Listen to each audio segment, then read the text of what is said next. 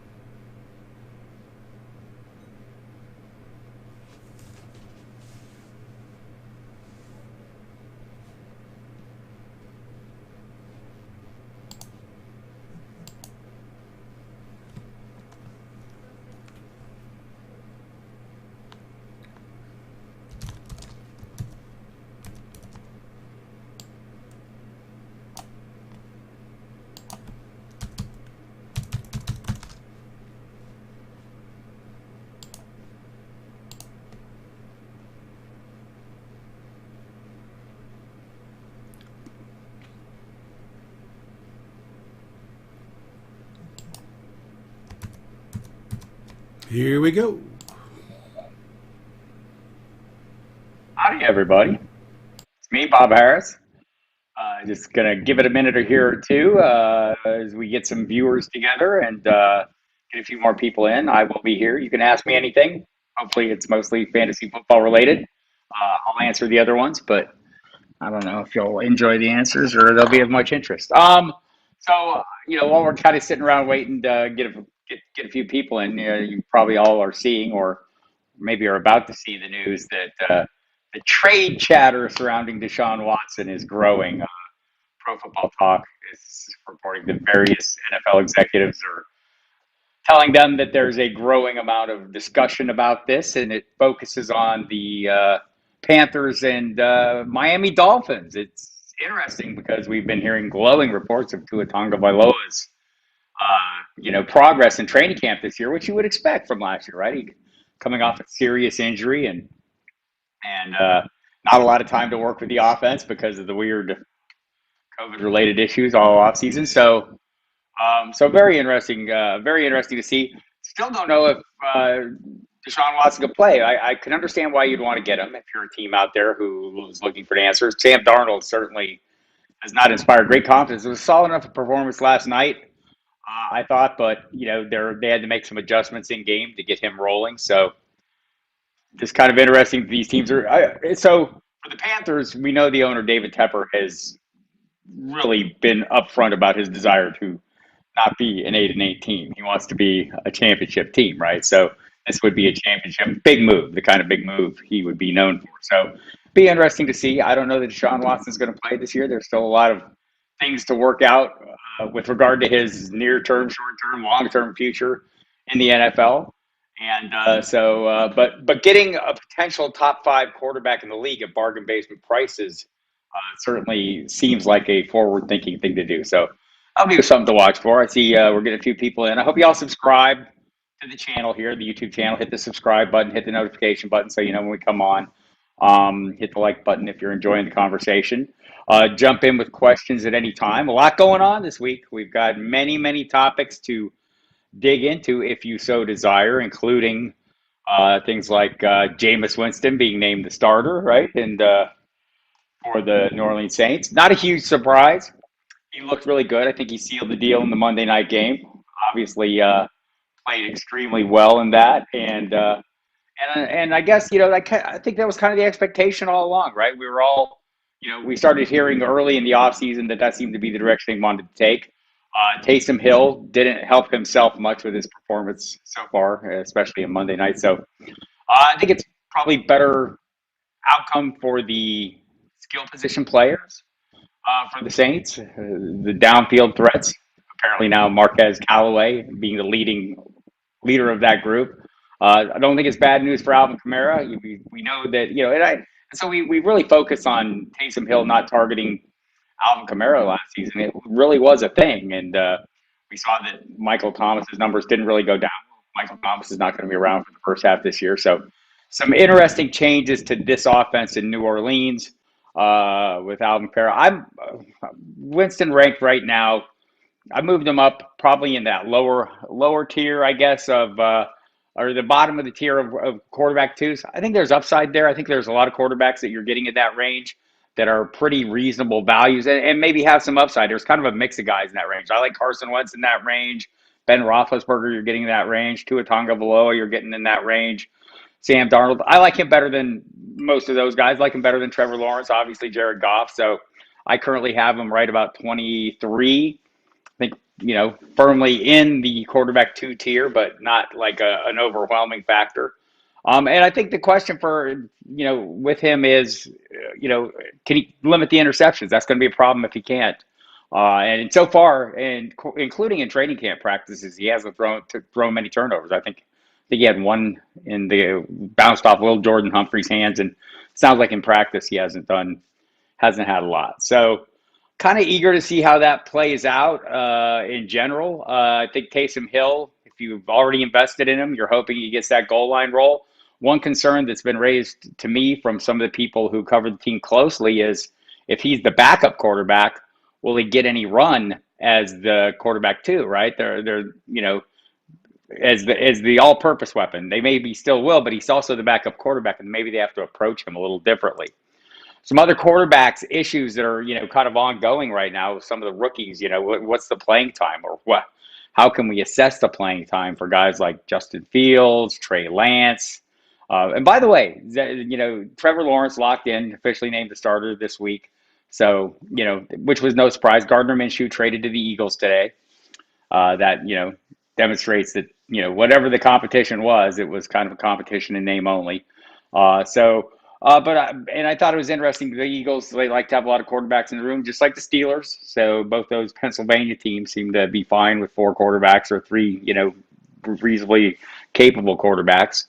But I guess for San Francisco, Trey Lance, there's been a lot of discussion about, when will we see him? When will we see Trey Lance on the field? And my feeling has remained unchanged. Although I think we'll see packages with him. And it seems like the primary objective right now is winning, right? For both John Lynch and Kyle Shanahan, they're not on the hot seat per se, but they need to get in the playoffs, right? They haven't been to the playoffs for a little while, and that's the goal. So their roster is built to win. And if you think that winning is the primary goal here, and Jimmy Garoppolo is under center, and this team is winning, they're going to stick with Garoppolo and maybe bring in some packages. And that's kind of what John Lynch hinted at this week. I think it was yesterday, talked a little bit about, yes, we're going to have a package and, teams are going to have to prepare for it. And I think at this point, that's kind of the goal, is just making teams prepare as if they're going to have to deal with two quarterbacks and there'll be some issues. So that's something to watch. Justin Fields, obviously the momentum is building for him. Andy Dalton, not spectacular. Can't imagine them throwing Justin Fields to the Wolves against the Los Angeles Rams week 1, but it's funny things happen. You think back, Matt Nagy was in Kansas City when Patrick Mahomes showed up, and they sat on Mahomes for a year, right, with Alex Smith at the helm. Well, I think you could say that Andy Dalton is not necessarily, Alex Smith. He was a playoff quarterback. So, so I think there's a big difference there. Between between the two situations. So assuming they're going to try and sit Justin Fields for a season, they're not going to be able to, right? That's going to be a problem. Hey, Chris, I'm a big fan of you as well. Thoughts on Minshew to Philly? Is it a blow to Hurts' value this season? I don't think so, right? I mean, I think that's what you're hearing from the people in Philadelphia, Chris, right now, is that, this is a Howie Roseman move. He likes to have a lot of quarterbacks in the room. We heard Mike Tomlin saying the same thing, right? They've got 4 quarterbacks on the roster right now. They'll certainly have 3 in the end, but some coaches, some GMs, they like to have those options. I thought it was interesting that Joe Flacco seemed to have one of his best preseason games, and I think the numbers were the best in 5 years. So he's been looking sharp enough to be the backup, and that seems to be the plan right now. Hurts number 1, Flacco number 2, Gardner Minshew number 3. But I do think the concern is obvious, right, Chris? We're all not sure how sold the Eagles are on Jalen Hurts. And it's a new staff coming in. They don't have that much experience with him, that much background with him, no emotional investment in him. Maybe the front office does, but even that is not a high-end investment, right? So it's kind of interesting to see how this one plays out. I think it could go any direction. I know people are drafting Jalen Hurts as a quarterback 1 right down at the bottom, 10 to 11, 12, somewhere in that range. And just based on the rushing equity, I totally get it. I don't have a lot of shares. I'm drafting either usually a little earlier or a little later. But I do think it's interesting that, I think back to that game against New Orleans last year, right, and how much the threat he posed to the Saints defense, who hadn't given up a 100-yard rusher in 100 years, right? What, some amount of time. There were 200-yard rushers in that game. One of them Jalen Hurts, the other Miles Sanders, and I think when you have that quarterback in fantasy, the floor is so high. If he can, run for, put up those kind of games on the ground and give you that rushing equity, there's something we said for that. The Rich Rebar Konami code quarterbacks.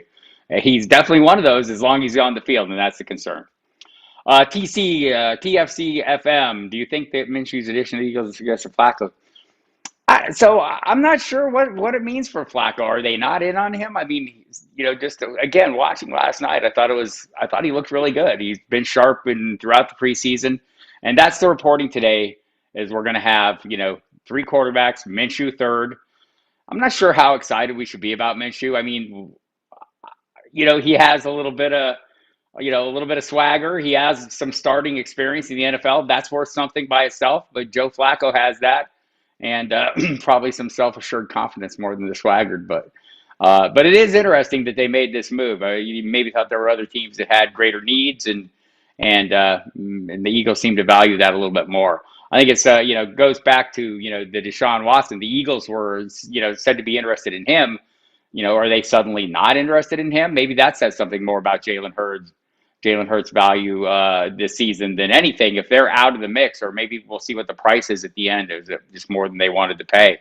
Trying to imagine the level of hysteria will hit if Deshaun Watson gets traded, especially to Miami. I mean, where by all accounts, man, Tua has been solid. I mean, just making strides. You listening to the beat writers that cover the team on a daily basis. It's been fantastic. So. I'm curious, man. I'm with both of you guys. This was kind of a surprising move to me, especially after Flacco once again acquitted himself well.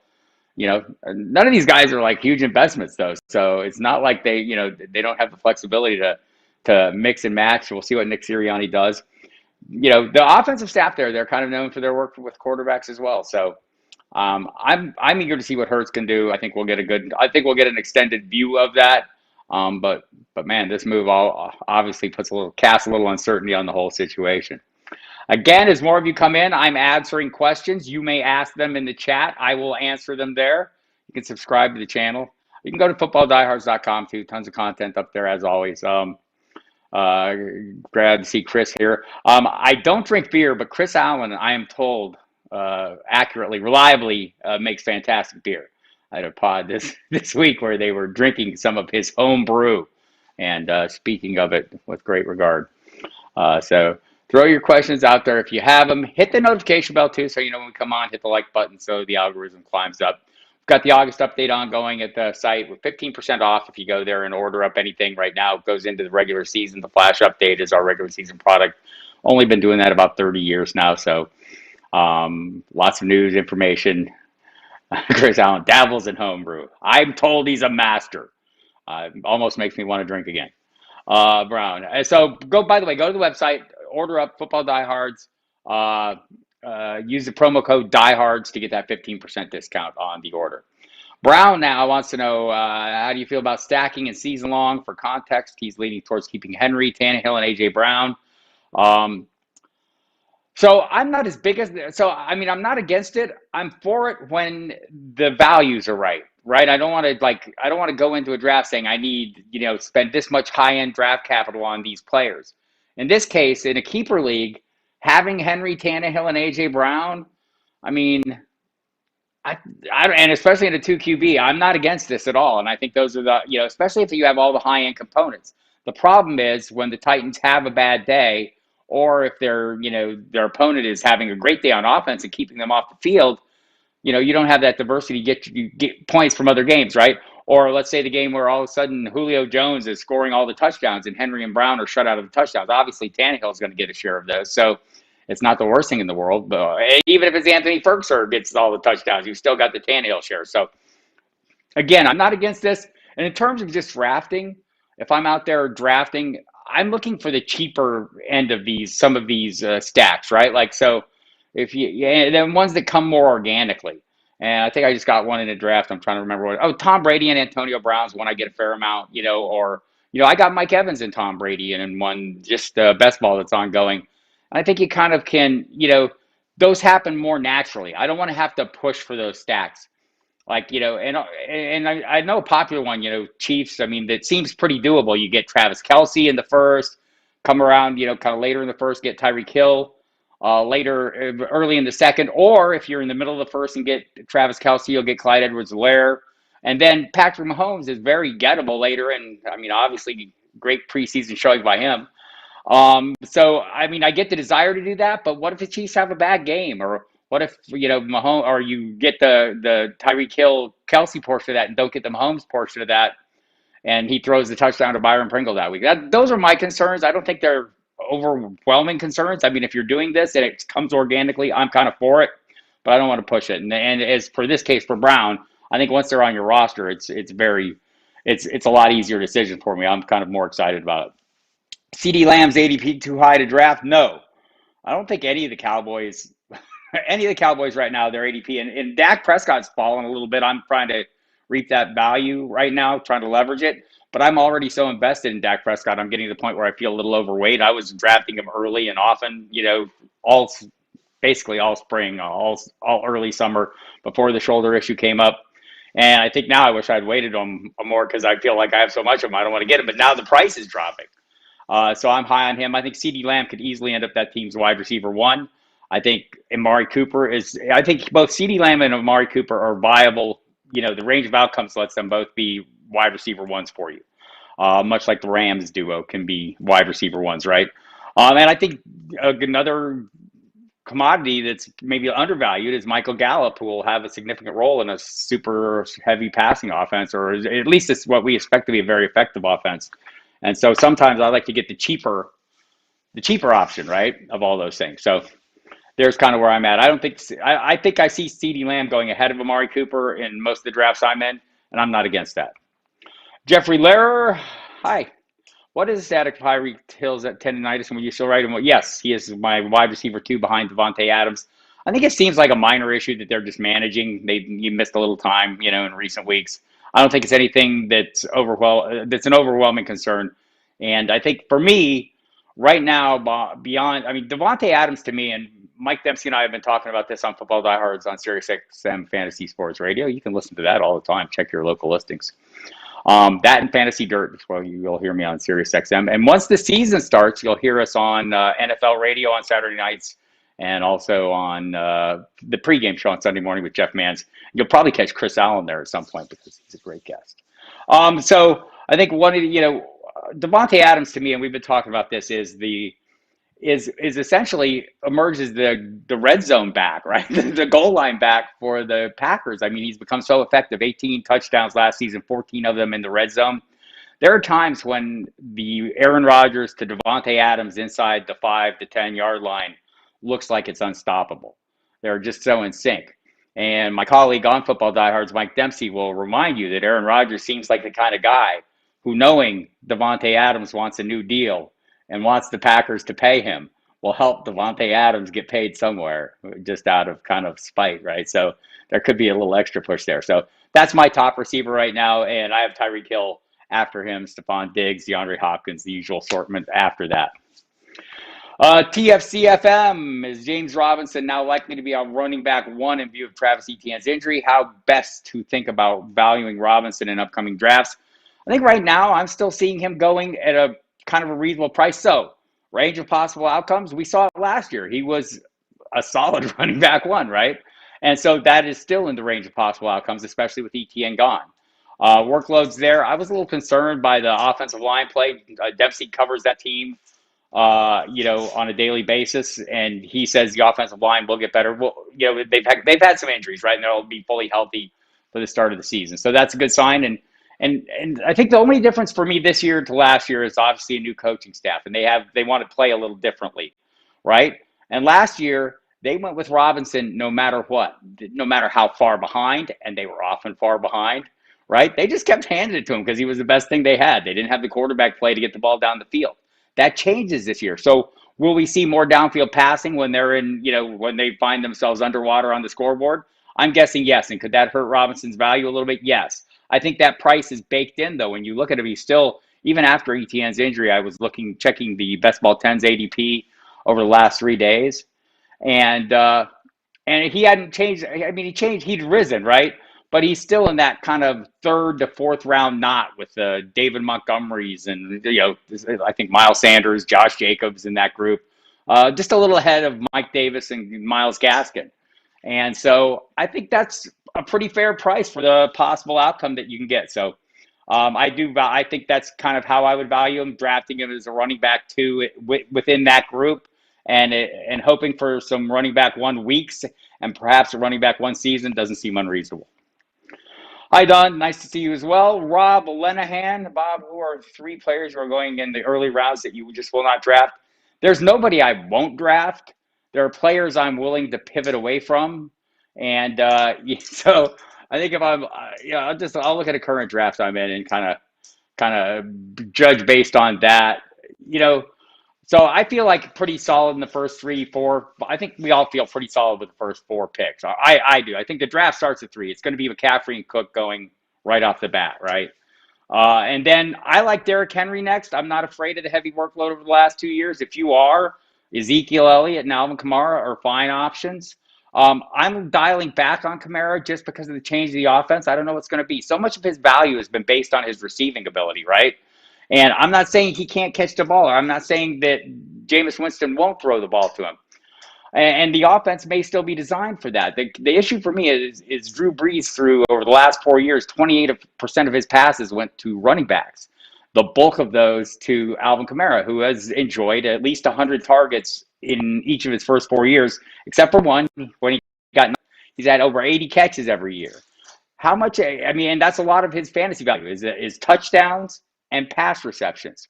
Touchdowns are volatile, we know. He seems to be a pretty solid scoring threat, but the receiving numbers worry me a little bit. So I think when I'm talking about players I'm avoiding early, we're splitting hairs, and that's the hair I'm splitting, and I could be totally wrong. And I've seen him go anywhere from running back 1, which happened in one draft, which I thought was unusual. We're seeing McCaffrey, and I see questions about that, so we'll talk about that as well.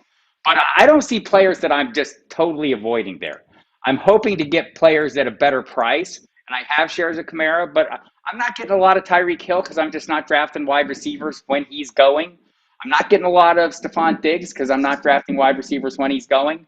I have a lot of Waller, and so I hate to say I won't draft anyone because I will draft anybody if the price is right. That is fair.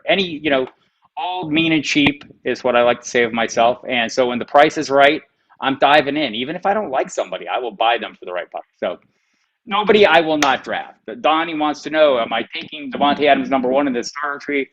Well, actually, yes.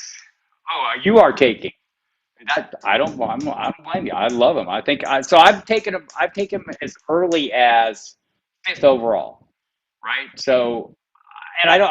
I mean, I think you could make that. And I've seen Kelsey go that high as well, but I'm fine with taking him. Mark Slaymaker. Let's stuck with the #1 pick. The 2021 10 teams, no PPR. So I think that #1 pick is great for a couple of reasons. Number one, you get the Christian McCaffrey, which is fantastic, right? Don't sell that short. I know he got hurt last year. I know he could get hurt this year. Also, the 3 games he was healthy last year, he averaged 30 plus points a game. He's a running back and a half. That gives you flexibility coming around, especially in a 10 team. I think the players you get there are going to be phenomenal. You can, and I think for me, what I like about that first pick, and maybe it's just having McCaffrey, and it's a mental thing. I feel liberated. I feel like I have the flexibility. I love getting Darren Waller at that second point because I think he gives you a lot of leverage. Maybe not Kelsey-esque leverage, but damn near over the rest of the field at tight end. So I like taking him there, and then you can take your best. But just because you have the turnaround, you can take the best player. There's times where I've taken running back there. There's times I've taken wide receiver there or taken 2 wide receivers there. I just feel like it's wide open. Once you have McCaffrey, I think you have that flexibility to go whatever direction you want. I've even got quarterback there. I've even got Patrick Mahomes there, which probably isn't the best idea. I don't know that it is. But I've experimented with it to see how the rest of the draft played out. And these are 12-team leagues. I don't play in a lot of 10s, so I think you'll get great players in 2021. I mean, and I think you'll have a wide choice of not just players, high end players, but directions you can take. And I think I like that. That's what I like about having that pick.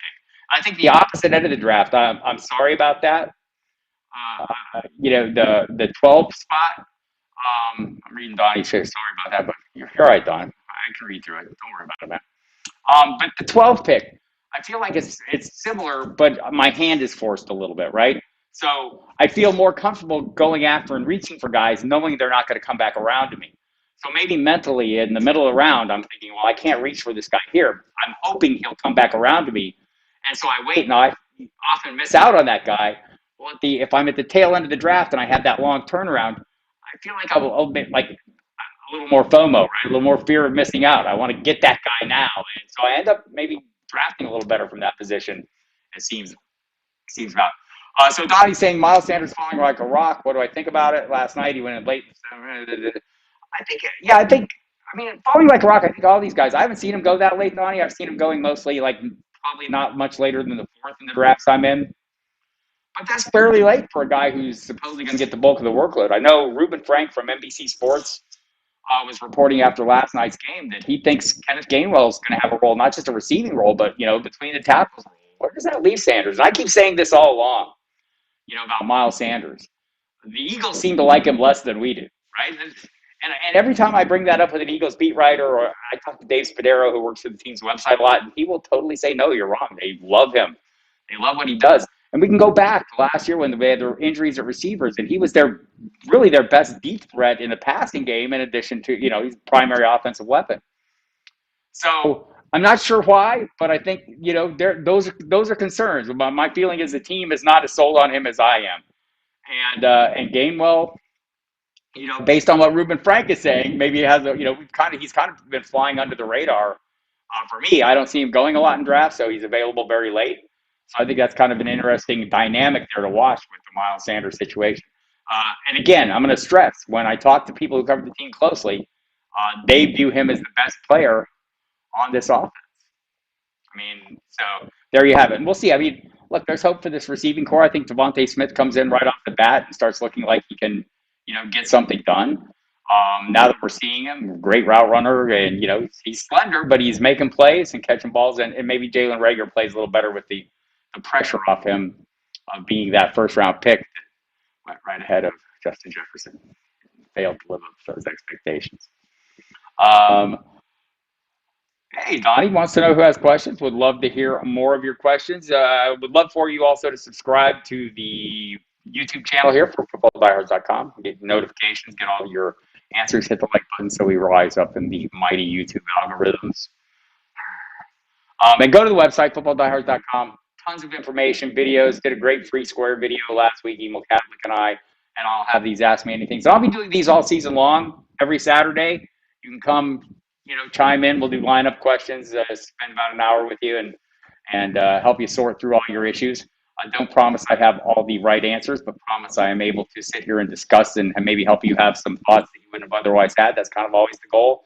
Like, we've been doing this a long time, right?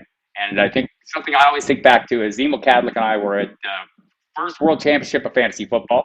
Emil Cadlick, the creator of Five Stakes Fantasy Football. We were at his first contest, and we were standing in line at the hotel in Vegas at the business center to do something.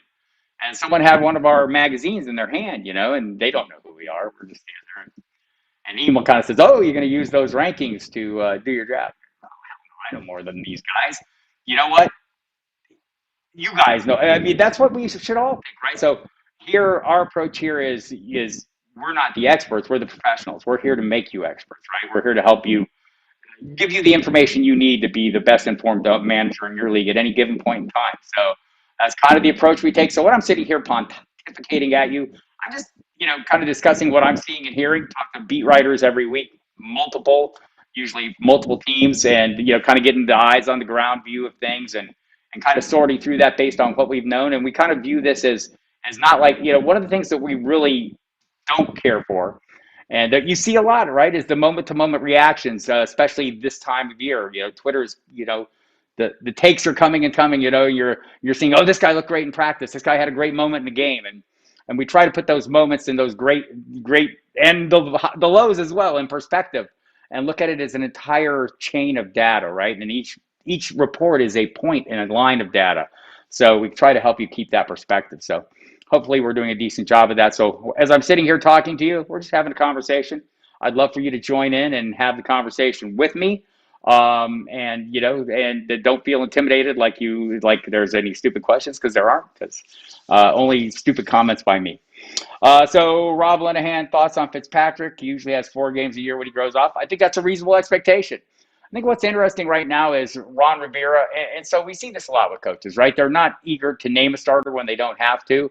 I think it is interesting that he has not named Ryan Fitzpatrick officially the starter. Everyone I talk to in Washington says that's going to absolutely be the outcome. Taylor Heineke, there's some buzz about him because he was great in that single playoff game against Tampa Bay last year. Is that who he really is? Was that just a throw it all to the win game, and just he took risks and chances that worked out in his favor? So I mean, that's kind of like that's the underlying thing here, right? There's that one good game. So what am I just talking about? Don't look down the drinking straw. Don't look at one momentary thing. Look at the big picture. Fitzpatrick, based on the people I've been talking to, JP Finley at NBC Washington, among others, and you see it from John Kimes reporting on ESPN, he's hitting stride, getting in gear, and connecting with these guys now. But there are times, and Ron Rivera mentioned it, in the last game, where he missed a couple open players, like Logan Thomas he missed at one point. And those are the things they want him to refine. I don't think there's any doubt he's going to open the season as a starter. Also, I think it's fair to wonder if at some point he's not going to lose that job. Why? History, right? I mean, he's done that a lot. So I think he's in a good spot. Super high-end speed around him at wide receiver in the form of Terry McLaurin and Curtis Samuel. I think Logan Thomas is the real thing. My friend Mike Clay at ESPN was talking to him last week, and he's all aboard that bandwagon. Something I will say about Logan Thomas, though, that I find concerning, talking to JP Finley, just kind of having the conversation, he's talking about target shares, and yeah, Logan Thomas should get about 80 targets.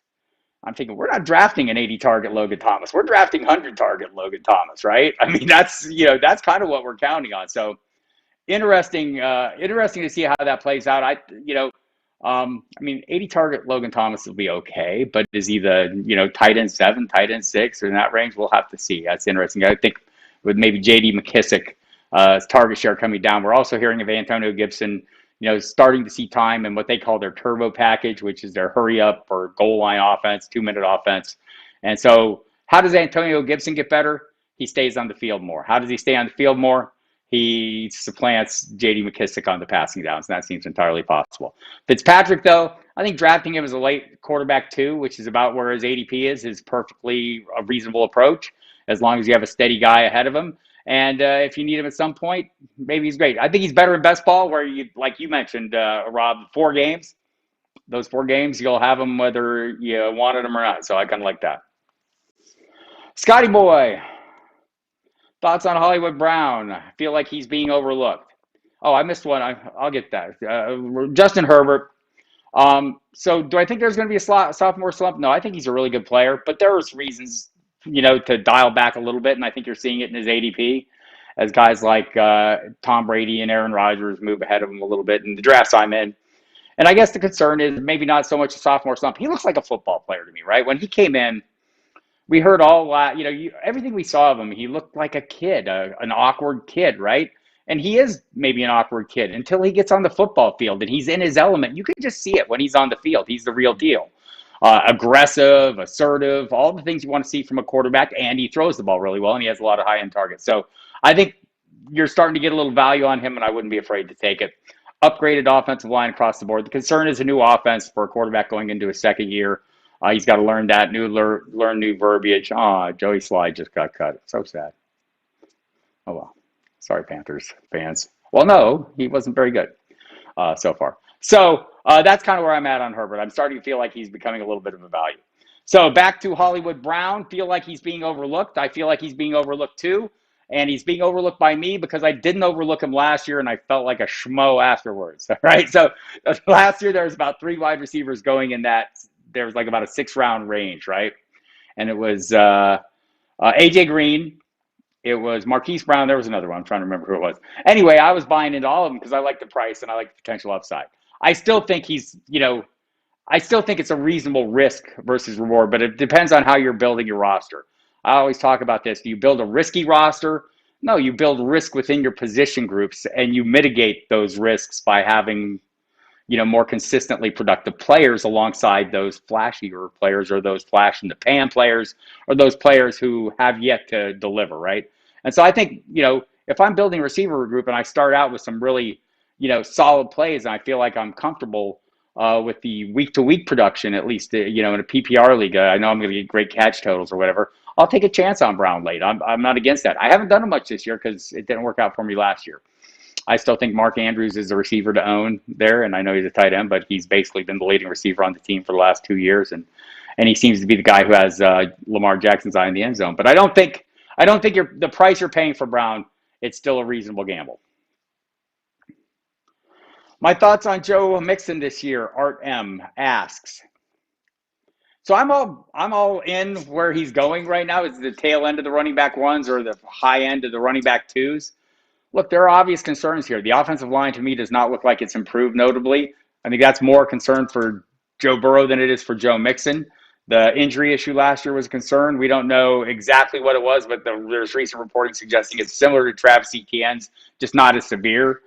So he didn't need the surgery aspect of it. So whatever the case was, he wasn't available at the end of the year, and that leaves a bad taste in our mouth. One thing that I found interesting was talking to Ben Baby, who covers the team for ESPN, talked to him about a month ago, and he was highlighting, maybe that Joe Mixon's issues with pass protection might cause him problems. He also mentioned, and I thought this was interesting, that 5 years into your career, being a good pass blocker is a choice, right? It's not like you haven't gotten good enough, you don't understand the scheme.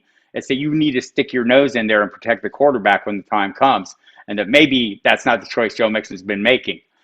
So we have no Gio Bernard there on third downs now. We know that Mixon's a capable receiver if he can step up the protection and become viable in that part of the game, because that's going to be very important. You'll be surprised to learn. Joe Burrow's value is great, and they want to protect him. But more recently, Baby's been more all in on him. So I'm kind of following that trend, and maybe he's seeing some things. I haven't talked to him since then, so maybe I can get a chat with him here before the season starts and figure that out. But I'm still fine with him where he's going. Something, Art, that I preach always is clear path to workload matters, and Joe Mixon has that. He's just got to stay healthy. Yes, Joey Sly has been in big trouble all the way, all along. Jared Goff, Rob Lenahan says, we'll throw to someone, but who? So again, mentioned that we talked to the beat writers all, and we've been talking to them all off season, right? And all of them point to one player. And we saw Rashad Perriman he's struggling so far this summer. We've seen him be a high-end player, but we just haven't seen him play with consistency. I know Amon-Ra St. Brown is a player people seem to have a thing for. I do not, because I'm not looking at rookie wide receivers at that point. I'm taking flyers on Tyrell Williams. That's the guy the beat writers say is going to be the primary threat. There's some things to hang your hat on with him. Number one, he played for Anthony Lynn, now the coordinator for the Lions, with the Chargers for 3 years, and he was fairly productive, right? And we saw him thrust into a wide receiver one role for the Raiders for a brief period. He was productive there when he was healthy. Staying healthy has been a bit of an issue for him. He is one of the free square players I'm drafting, right? You can get him as a wide receiver 5 or 6. You move on. If it's not working out, if he doesn't turn into that thing you expect, it doesn't really matter. You can move on. It's not like you're expending high-end draft capital on him. So that's something to keep in mind. And I think for me it will be. I know I mentioned Mike Clay. I know in his projections he has Perriman slightly ahead, but none of those wide receivers he has getting 100 targets. TJ Hawk, and I agree with that. And TJ Hawkinson is a guy who's going to draw the targets, and we'll see about that. So. There's Jared Goff. Thoughts on rookie Moore. So Donnie, I'm hearing differing things about Rondale Moore. So far this preseason, we've seen a really robust role, right? They get him on the field. He's being targeted, used in a variety of ways. And I think from what the local beat writers tell me, we're hearing that maybe this is a bit of an illusion, that maybe his role in the season isn't going to be as robust. I don't think he's a bad gamble, but the way the latest reporter I talked to from USA Today, his feeling was he's wide receiver 4, And the Cardinals use four wide receivers a lot, and they don't have a lot of tight end, of course. So that's a little bit of an issue for them.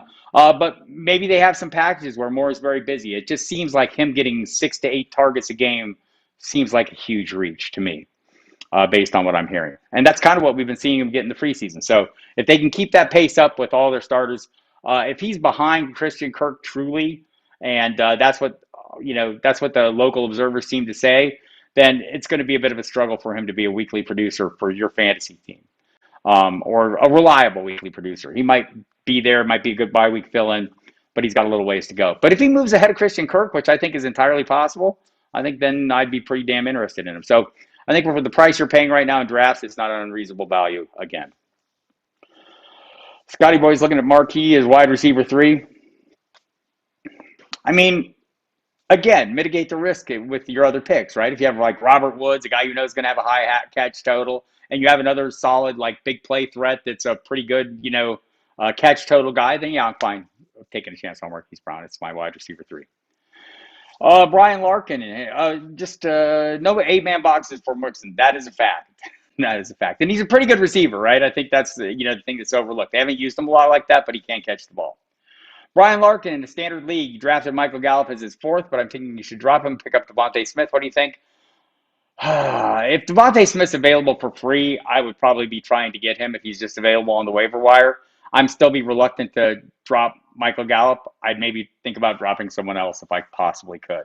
I think look, Gallup's a low man on the totem pole. So was Antonio Brown in Tampa Bay, yet he ended the season with 5 straight games as the most heavily targeted wide receiver in that offense. So I think there are going to be games where Gallup comes up big. I think, and like when you're looking at that level, your wide receiver, that's what you're looking for. But all that aside, my love for that offense and all things, if you get a wide receiver 1, that position of your fantasy depth chart, I think that can be a good thing. And I don't think there's any question Devontae Smith is going to be the Eagles' wide receiver 1. I don't think this is just a Jalen Reagor repeat here. Gio. What's up with that? Oh, no. Huge, couldn't get it. Rob Linehan. Where is the earliest you would consider Saquon Barkley?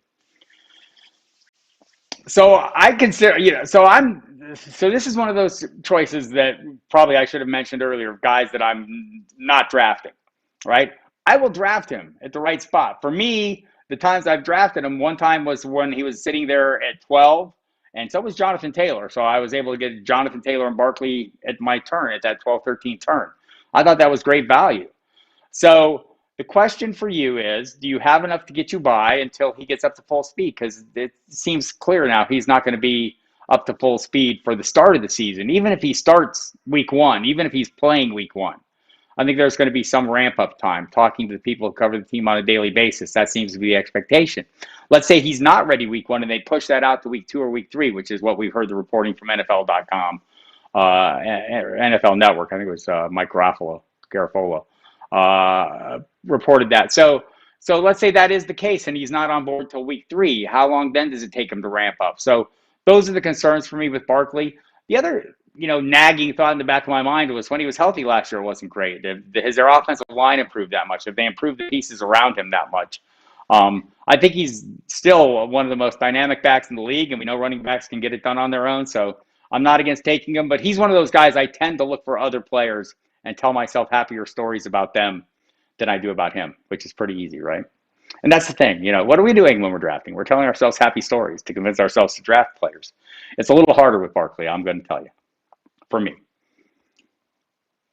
You're picking 10th. Like, I don't think that's too early, Rob. I mean, I think that's the earliest I've taken him as 10. I felt a lot better getting him at 12, but there you have it. Gio is the first running back off the board for the Buccaneers. So I don't think that's like totally insane. I mean, I think it's unusual. I haven't seen that yet. I still see the others going first, and I'm happily taking Gio Bernard. Look, the GM there loves him, and by GM I mean Tom Brady, right? So if you look at Leonard Fournette and Ronald Jones, they, I think, combined for the most drops among running backs in the league. I think they had 5 each. Tom Brady does not care for that. They like to throw the ball. He likes to target the running backs. Gio Bernard, the best pass-catching running back in the league the last few years. Also a good pass protector. And like, I don't think it's a coincidence that he's there, right? I just don't. I think that this is something that maybe was suggested to the team that he wanted this kind of player. Maybe we thought it was going to be James White when he was a free agent. It ends up being Giovanni Bernard. I like taking him as the third back off the board. I don't think I'm taking him as the first back off the board, but if the price is right, I'm fine. Let's see. Manfish 13 and 12 team PPR. If you have the 11th pick in a snake draft, are you going running back, or running back wide receiver in the first two picks? Manfish, this is a great question because I get it all the time, and I think it's worth discussing every time. I don't I don't go into a draft saying I'm going to take position. I go into a draft saying I want this number of running backs coming out of this round, or if, more likely, I go into a super flex draft saying I want my two quarterbacks coming out of round 5. And I work with some flexibility within there because I don't know what players are going to be there, right? And I think Donnie is saying that very thing. And I think that's why you should maintain some flexibility in your own mind, just mentally. Don't put yourself in a box. It's hard enough to draft, right? So it's even harder when you're sitting there confining yourself by a preconceived idea of what you have to do. Like, do I want two high-end running backs going into round 5? Probably do, or the best two running backs I can get. In between there, I want to leave myself some wiggle room based on the players available. I don't want to maintain a discipline as to whether I'm going running back, or running back wide receiver. I'm going to go the best two players I can. If those best two players are wide receivers, then I'm going to probably be taking running backs the next 2 rounds, right? Because that's kind of my overall big picture plan. And so I think I don't want to start out a draft by saying I'm going to take two players, not knowing if they're going to be the two best players available to me. I think that'd be where I'm at. I think that's the best way to put it. So I hope that helps explain that. If Hill and Adams are gone, thinking running back. I don't think that's unreasonable. But what if Travis Kelce's there? I mean, I'm thinking Travis Kelce a lot in the first round. I'm taking him a fair amount. And and if you haven't heard me talk about this before, I'll tell you why. It's because no player in the NFL in recent years gives you the leverage over the field that he does. I mentioned earlier, Darren Waller's closing that gap a little bit. But still, Kelce, and I know he's getting old, and maybe you have concerns that it's time for him to fall off a cliff. I don't see any signs of that yet, but I don't think he should be out of the discussion, right? So, and honestly, in round 2, I don't think Darren Waller should be off the board. He isn't for me. So I don't disagree with you, Manfish. There, I mean, if Hill and Adams are gone, and I do them the other direction, Adams and Hill, I'm not as interested in Diggs and Hopkins. I mean, I'm interested. I'm probably going to go 2 wide receivers at that point, and the receiver or the running backs at that point, and the running backs you get are obviously going to be pushed down due to the fact that a couple of wide receivers went, and you gain a little value there at the position. So I'm not against that. I just like trying to keep an open mind with those first couple picks, just to make sure I get the best player available, as opposed to putting myself in a box and saying I'm taking the best 2 running backs available. Maybe I put myself in a bit of a disadvantage. All right, everybody, we've got a few more minutes here. If you have more questions, I will take them. Again, I'll remind you to hit footballdiehards.com for all the latest news, information, rankings. I saw someone earlier in the chat mention our configurable cheat sheet. I should go back and look at that. I think I missed that comment, but you can put in all your league's parameters, your lineup requirements, roster requirements, scoring requirements, and it will make a cheat sheet based on our rankings. You can also go in and adjust those rankings to the degree you want as well before you print that out. So go ahead and jump on all that and get some of that. We'll have plenty of articles, videos, video content like this. I'll be doing this all season long, every Saturday. I also do an injury update video every Saturday, kind of get you up to speed on things to help you get ready for, like, let's say you're kind of busy during the week. You're not paying as close attention to this stuff maybe as everybody else in your league. I'll give you a 10, 15-minute video that'll get you right up to speed, and then you can jump in, dig a little deeper on the players you need to dig deeper in on instead of trying to take in the whole big picture. Just quickly, I see I'll get to yours too, Donnie, but Manfish, yes, I look at Kelce there. Totally think he's viable anywhere after, let's say, for me, probably looking at him 7 and beyond. But I'm seeing him, I was just in a draft where he went 4th overall. I've seen him go even higher. I don't, not my approach, but I definitely, in the second half of the first round, I'm all in. Donnie, Philadelphia's always looking for a quarterback now. Yep. I don't know if it means long things, bad terms for Hurts. It means he needs to deliver. because obviously they're going to be churning. How early am I looking at quarterbacks? So I've said this before, and I hope it's not boring people who have been here before. But I'm pretty flexible at quarterback, and how I use quarterbacks because there's a nice range of values that I'm willing to pay for quarterbacks. So what I do is when I get to a point in the draft where I'm not a fan of the value of anybody else, I don't see a running back that I want to pay that price for. I don't see a receiver I want to pay that price for. Or I see receivers and running backs or tight ends that I think I can get later, right? That I still like, that I think I can get later. And that's when I go for a quarterback. And there are quarterbacks available through the whole range. I mean, in the drafts I'm in, quarterbacks generally start going around round 4.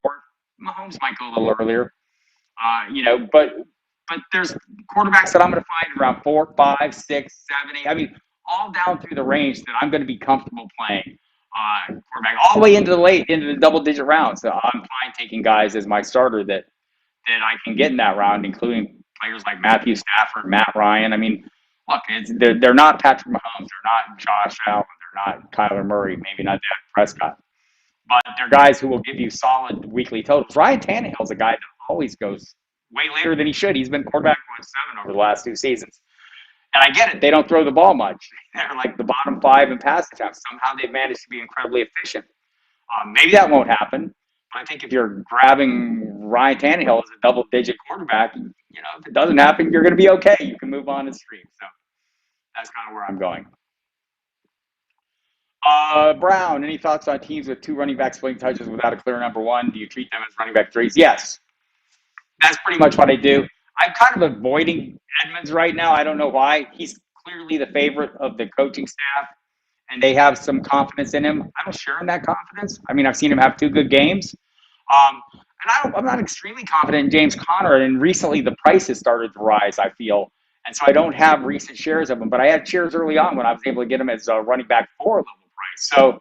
So yes, though, I do think that's the thing. When you don't have a clear-cut path to workload player, you're trying to draft him as running back 3s. I think, there's some receiving backs that fall into that category that I think can give you more upside, like Naheem Hines, or there are others, obviously.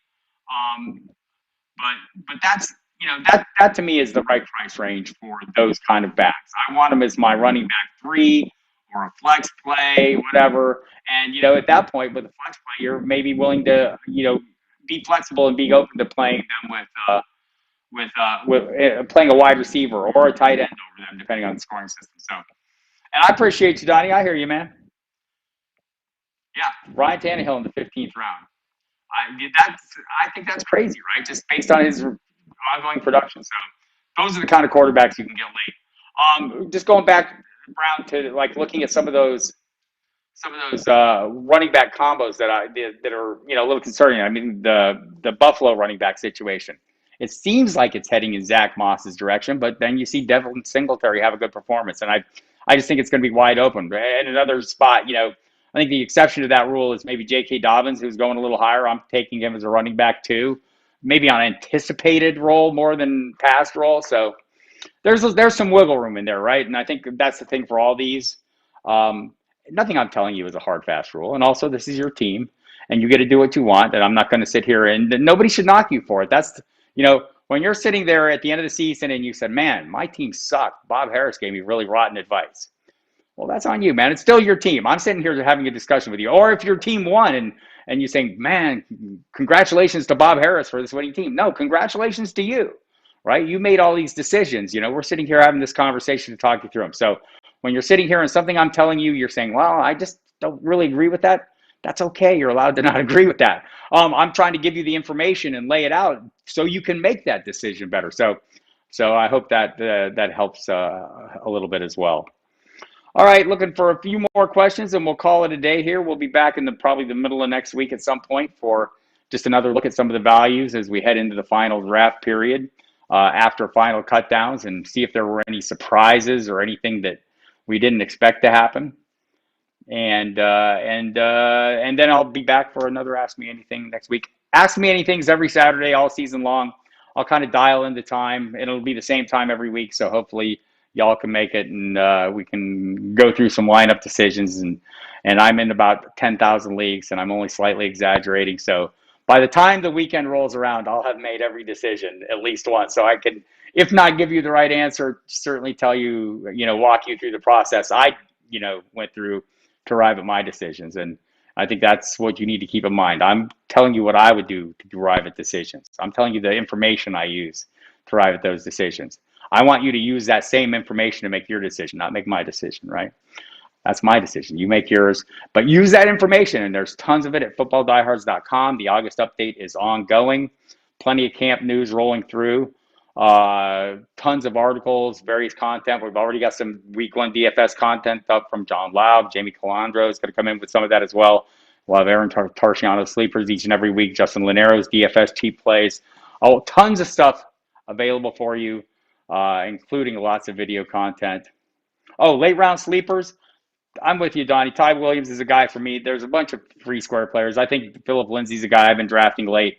Again, early indications are, he and Mark Ingram currently listed as the co-starters, but the David Johnson era is coming to an end. He's going to play the Duke Johnson role. So if you're sitting there deciding between Mark Ingram, an aging back who couldn't make the active roster at the end of last season, I think he'll be fine early in the season. But I think over the course of the season, Philip Lindsay will be a great play. At tight end, I think there are 100 players.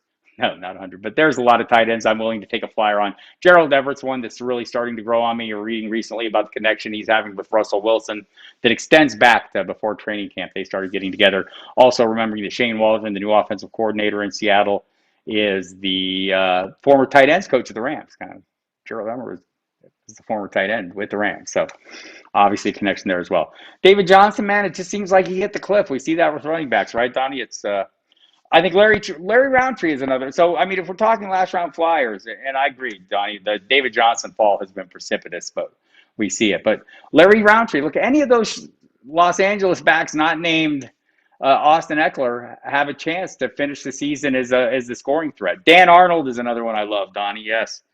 There are a ton of them. Wide receiver, I think another undervalued or well-priced commodity is Marvin Jones Jr. I love taking him. I have tons of shares of him.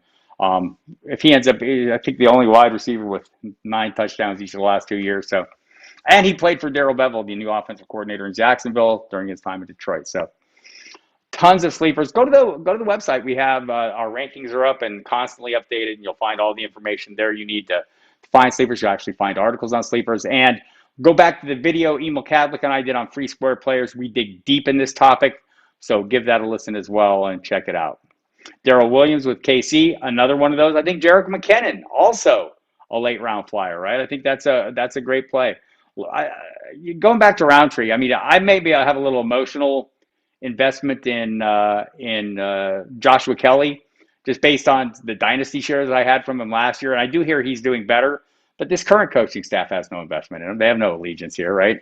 And the front office obviously drafted another back. It's the same general manager, Tom Telesco, who drafted Joshua Kelly. So clearly he wasn't, feeling like he needed to get something out of Kelly because he added Roundtree. So I think that's really reasonable. And McKinnon is looking good. And Jones, I think so. I think he, and Dempsey agrees. He's covering that team daily. All right, everybody, let's call it a day here. I appreciate you taking the time to come ask the questions and listen to me pontificate, and look forward to doing it all season long. And again, we're having a conversation here, not telling you what to do, telling you some information you can use to decide what to do, because you are the expert. There's no doubt about it, man. You play fantasy football, you are an expert. You become an expert. That's how this works. JJ Taylor, I knew it was coming, Donnie. We'll see. All right, everybody. Thanks a lot. FootballDiehards.com. Go there, buy the August update and the flash update. Use the promo code Diehards to get a 15% discount. Would love to have you on board all season, and we'll see you all this year right here on the YouTube channel, FootballDiehards.com. Subscribe, hit the notification bell. Let's go.